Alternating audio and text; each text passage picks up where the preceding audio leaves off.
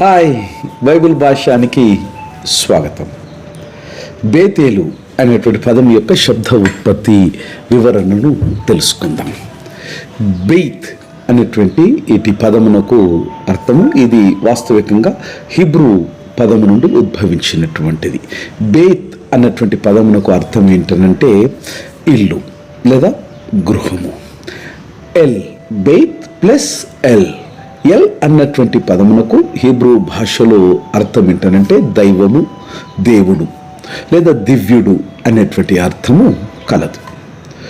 Bayt plus L అన్నటువంటి ఈ పదమునకు అర్థం ఏంటంటే దేవుని యొక్క ఇల్లు లేదా దేవుని యొక్క గృహము అన్నది దీని యొక్క అర్థం.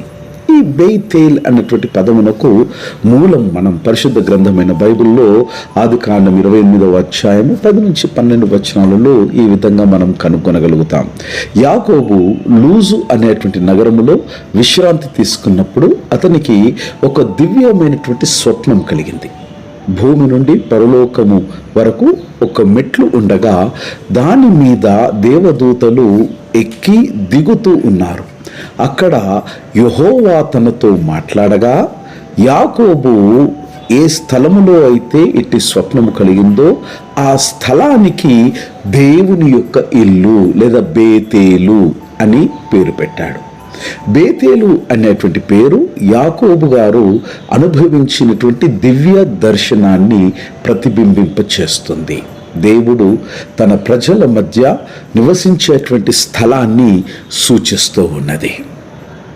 సారాంశముగా బెయిత్ అనగా ఇల్లు, బెయిత్ అనగా కుటుంబము, బెయిత్ అనగా అధికార పరిధి.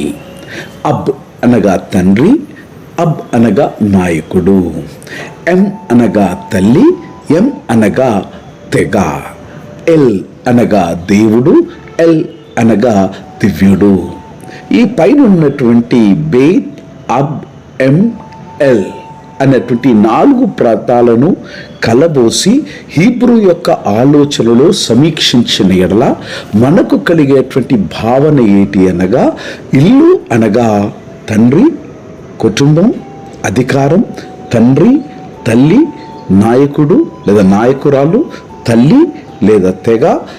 వీటితో పాటు ఎక్కడైతే భగవంతుడు నివసిస్తాడో అది ఒక ఇల్లుగా, గృహముగా కలుగుతుందన్నటువంటి భావన బేతేల్లో మనం చూస్తాం. బేతేల్ అనగా ఒక దైవ కేంద్రిత సమాజంగా ప్రదర్శిస్తాయి. God bless.